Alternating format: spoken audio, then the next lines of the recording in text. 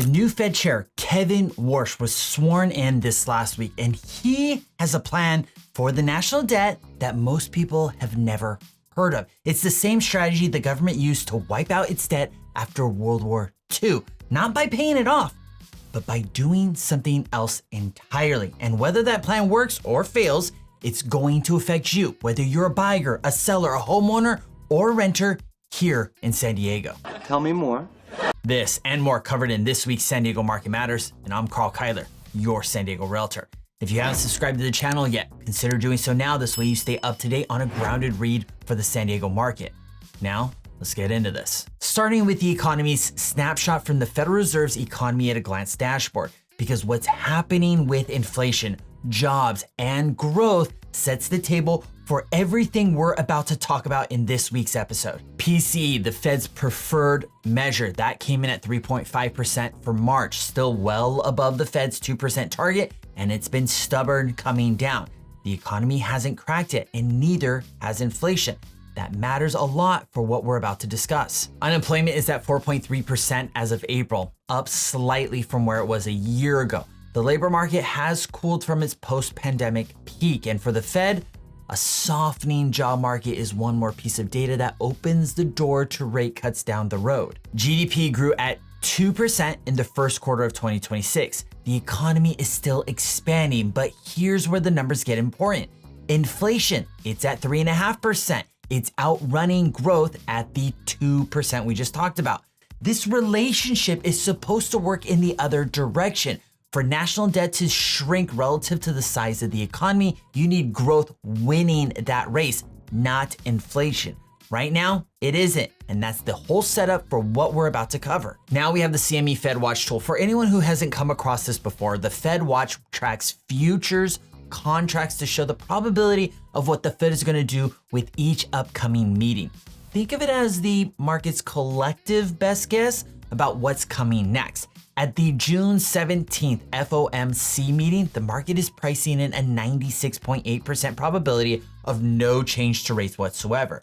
Nobody expects the Fed to move at this meeting. On mortgage rates, we closed the week out with the 30-year fix sitting at 6.65%. Ouch. FHA and VA loans are close to the 6.25% mark. A year ago, we were sitting in the mid to high 6% range. Rates were dropping, giving some consumers some hope, but the direction over the past 3 months has been depressing for buyers more or less. Where we go from here, that is the entire story for today. With that backdrop in place, here's the main story for this week. Kevin Warsh was officially sworn in as Fed chair this last week, taking over for Trump-Powell. And before we get into what this means for the economy, you need to understand why Trump chose Kevin, because the story behind the nomination is the whole story. For the better part of the last 2 years, President Trump and Trump-Powell were in a running public dispute. Trump wanted the Fed to cut interest rates. Trump-Powell held them firm. Trump made it very clear he wanted Powell gone, but he was unable to remove him. The Federal Reserve operates independently of the White House. The president is unable to remove a sitting Fed chair at will. What he was able to do was wait for Powell's term to expire, and it did last week. And then Warsh was appointed. Now, Warsh was careful at his Senate confirmation hearing. When pressed whether Trump had demanded rate cuts from him, his answer was direct. The president never asked me to commit to interest rate cuts. He did not demand it. Now, that's a noble statement, but here's a reasonable read on how this works. You don't get tapped for this job by the most rate-focused president in recent history without some level of alignment on direction. The question isn't whether Trump wants lower rates.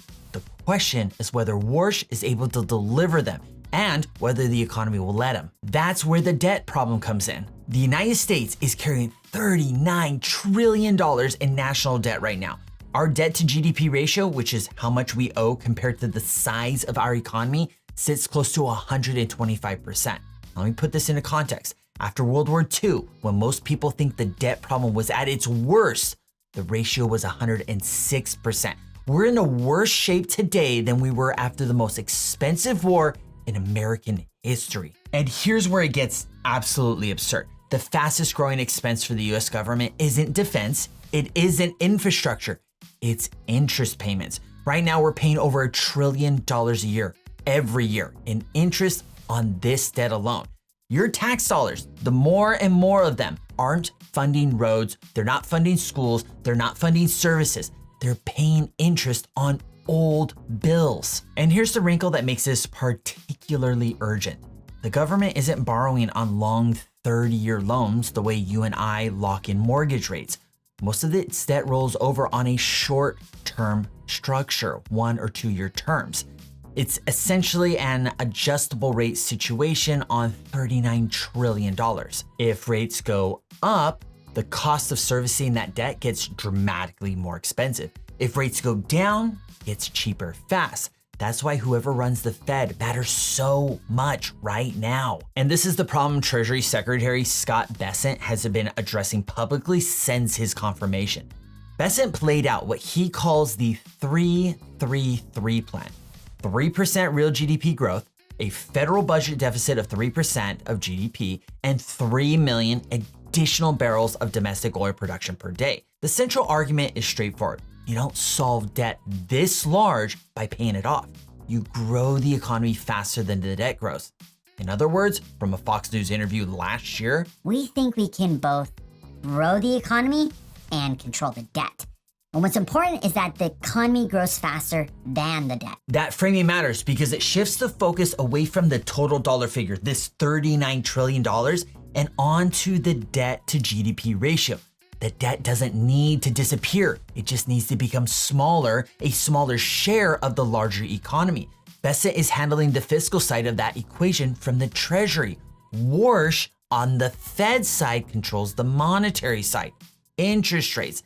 For this strategy to work, both sides need to be pulling in the same direction. That's the theory. Whether it holds together is a completely different question. Here's the historical precedent that shows how governments have pulled this off before, and it has a specific name.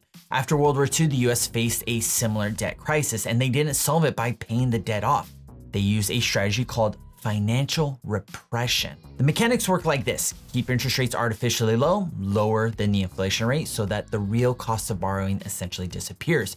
Meanwhile, inflation does the quiet work. The economy grows, prices grow, and over time, the debt becomes a smaller and smaller share of a larger and larger economy. Between 1946 and 1974, the national debt went up from $271 billion to $475 billion.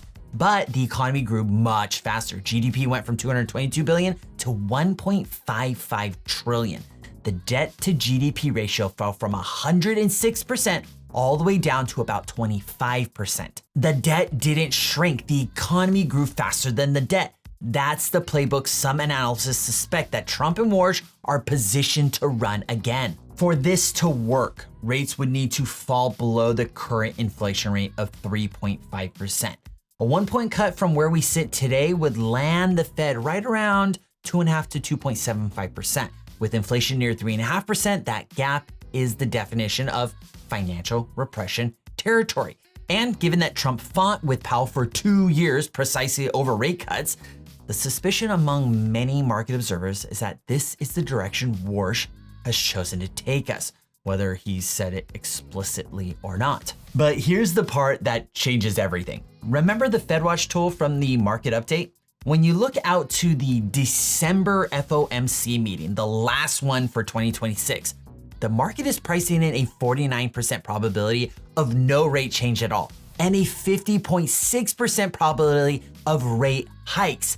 And the probability of a full cut by December? 0.6%. The theory says that rates are going to come down. The market is betting almost the opposite. Someone's going to be wrong, and that has real consequences for San Diego. Here's what the local data is telling us right now. And to understand it, let's put the $1 million number into context first. Before 2008, $1 million bought you a genuinely nice San Diego home. Nothing beachfront, but close to it in quality. Something newer, well upgraded, great backyard, the works. Today, $1 million barely gets you into a detached home in central San Diego. And when it does, you're looking at a pre-1980s build, original cast iron plumbing, entry level everything, maybe even carpet in the bathroom. That shift didn't happen because homes got better. It happened because the dollar got weaker. That's financial repression already at work. Before Walsh, before any new policy. Here's how it shows up for homeowners specifically. If you bought a home in San Diego in 2020, your mortgage payment is probably around $2,500 a month. And that number hasn't moved. What has moved is everything around it. Groceries, rent, wages, cost of living. Your mortgage got easier to carry, not because the payment dropped, but because inflation made it smaller in real terms. The payment stayed fixed. The world inflated around it. This is why real estate is looked at as a hedge against inflation and a long-term security. And the real advantage is exactly what's keeping sellers locked in place right now. Active inventory on the single family side is down more than 20% from a year ago, sitting at roughly 2 months of supply. A balanced market needs 4 to 6 months. Homeowners with pre-2022 rates at 3 or 4% are not trading that payment in for one at 6.5% on a higher priced home. They're staying put. New listings have been declining for over 6 months straight. Buyers are competing for less inventory. And for those buyers, the condo and townhome market offers a little more breathing room right now. Slightly more inventory, slightly more time, slightly more room to negotiate. For renters, the math is an uncomfortable one. If inflation is running above what your saving account pays you, you're losing ground every year. Whether financial repression theory plays out exactly as analysts expect, or the market's skepticism wins and rates hold or rise, one thing stays constant in San Diego. Fewer homes, more buyers, prices that aren't bending. The people who take the biggest hit in either scenario are those sitting in cash, waiting for a perfect moment to show up for them. So Kevin Warsh is officially in office. Now, if you were to make a bet today, red or black, red says he cuts rates, black says he follows the CME FedWatch tool and signals a either rate hold or a rate hike, where would you place your money? Drop a red or black in the comments and let's see where everyone's placing their bets. And that's a wrap for this week's San Diego Market Matters. If this video provided value to you, consider liking and subscribing to the channel. And if you're thinking about buying or selling here in San Diego, my contact info is in the description below. Feel free to reach out. I'd love the opportunity to work with you. As always, I'm Karl, your San Diego realtor. I'll see you in the next video.